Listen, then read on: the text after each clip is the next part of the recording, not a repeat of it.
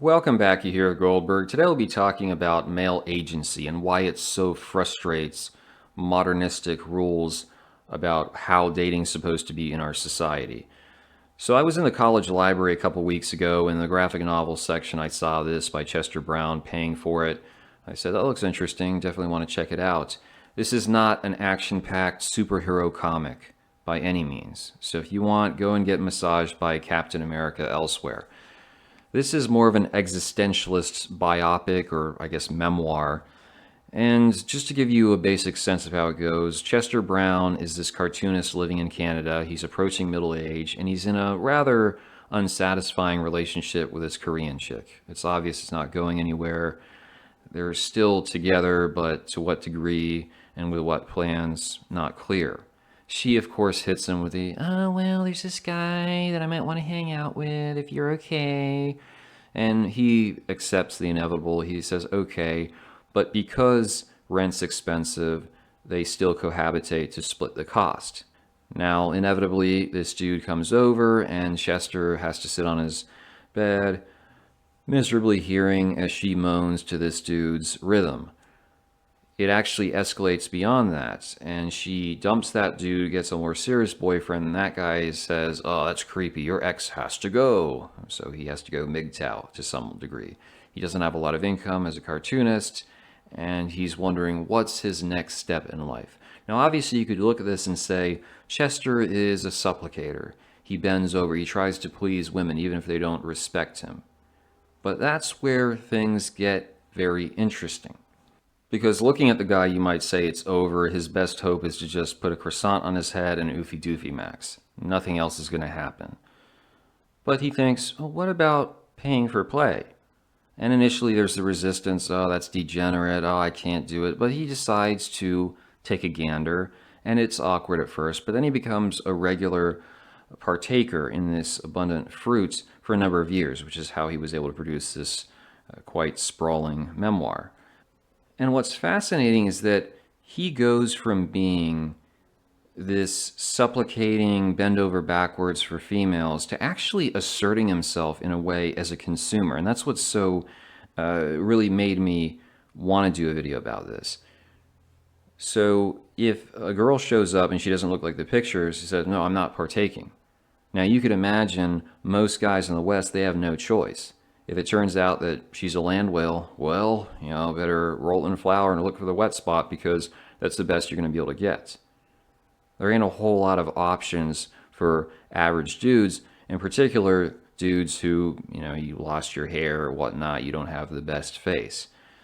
And you will see how strangely society makes excuses for this. They will essentially endorse that model, and we'll have to talk about it in just a bit. But not only does he start getting a stronger sense of self-respect by paying, but he also develops a preference in terms of quality. So he says, I like them petite, round booty, smaller ion cannons, under the age of 28. This is one of the reasons why there are so many rage pill women reviewers when this book came out, and you can still see them if you check out Goodreads, because they don't like the idea that a regular dude would have some sense of options, would be able to actually, stake his claim and do what he likes. They are very much threatened by that. That is actually a loudly unspoken rule, that if you're a regular dude, you better know your place. If you go on Twitter, even with an anonymous profile, and you make some comments criticizing what it's like interacting with women, what's going to happen? Well, obviously the females will come and strafe you with their feminist biplanes. But not just that. The simps will close ranks and aggressively castigate and insult you and say it's your fault, you've got a problem, how dare you attack m'lady.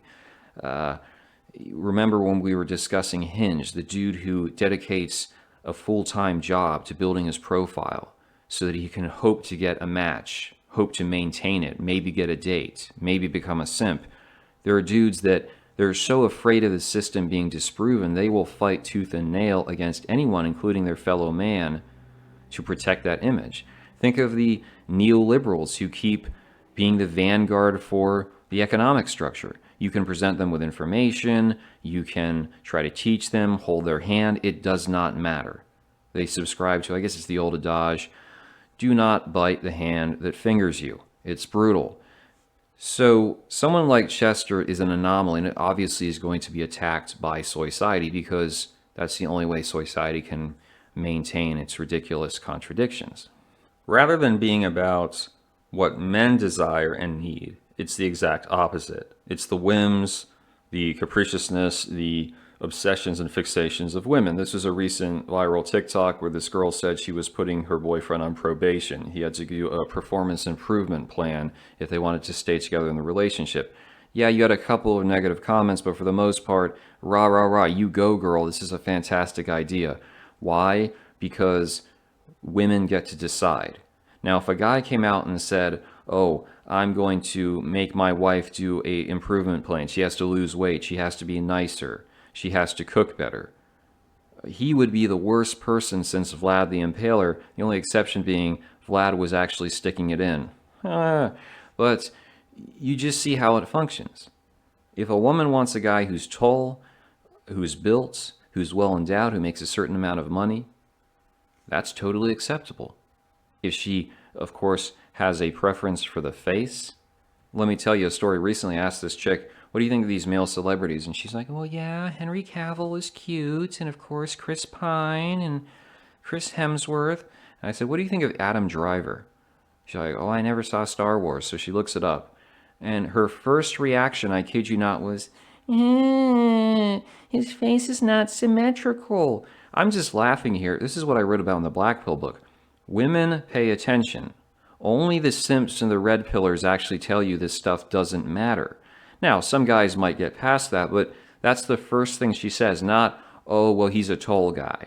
Oh, well, he's got nice hair. No, his face is not symmetrical. And I thought it was actually very symbolic, as I talked about before when I reviewed Star Wars, that Rey, the feminist, finally gives this guy the time of day, because they had to make Finn a moron. They obviously can't put her with Rose, who's a pachyderm. BB-8 is essentially a dildo, so it has to be Adam Driver. But she makes out with him. He gives a goofy grin. She just kind of pulls back as though, what the hell did I just do? And he dies. Symbolically, what a simp goes through in the United States of America in 2023. But you just see it's all about what females want, what they desire. Just recently, obviously there was Valentine's Day. I was working, so I couldn't hang out, and the girl was a little pissy. She was watching a lot of TikToks, Instagram about these perfect lives other people have. Now, I considered getting something fancy from Shari's Berries, but 6 chocolate-covered strawberries is $55. And I'm not I don't like being ripped off. I'm not a schmuck. So I ended up dropping like $15 at the Dollar General. She actually enjoyed this stuff to a degree. So you always have to give a little bit of sort of a drag shoot period afterwards, about 48 hours to 5 days, I would say. And she goes, well, the card was amazing, and I liked the plush, and the cookies were excellent, but, that chocolate was just not on point. And when we're watching a movie, you have to have all your attention on me. You can't be on your phone. You can't be doing chores around your house. You can't be multitasking. Typically, they're never happy. You give 85, 90%. They give about 10, 15%, but they rarely take initiative, at least in the Western world. Although, honestly, non-Western women are not that much different once they get used to you. So it's just something to pay attention. It's not a rage pill. It's just observing how our society works and the expectations, particularly on the part of women, for what men, and particularly average men, are supposed to do to win their affection, which even that affection is somewhat tepid and temporary. Now let's go back to the graphic novel for a second. When Chester is meeting with these chicks, if for whatever reason he can't get it up, those girls actually feel bad. They're like, oh, I shouldn't charge you. I'm not doing my job properly. Just that concept would enrage Western women. The idea that even if they put out lazily, that they should feel bad about it. No. It's like, look, you've done all this. Maybe I'll give you a smidgen if you're a good boy. And on top of it, Chester's one of his closest friends or acquaintances is this dude who was in a relationship, but it fell apart.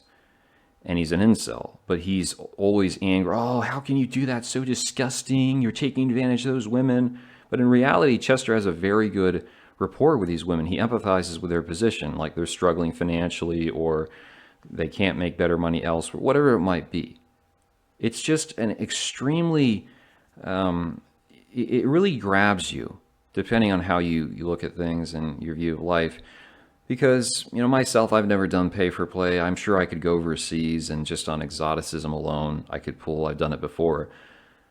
But it does make me wonder if you were trying to save time, you want to see a country, but you don't want to mess around trying to chat with a chick for hours, it might be more efficient. And just that whole power dynamic of a guy being able to say, I choose this. No, I'm not putting up with any of you nonsense. It's a basic business transaction. You get compensated. I get what I'm looking for. There's none of the emotional attachment. His commentary on relationships is really interesting because he basically believes a lot of folks get into relationships not really because they want it, but because, again, it's a means to an end. So in a way, pay for play is more honest, even if it has a negative reputation and aura attached. So just want to get you guys' opinion. What do you think of this concept of men actually being able to choose? Do you think it's a good thing, or is it degenerate and they ought to be ashamed of themselves and, hounded to the ends of the earth?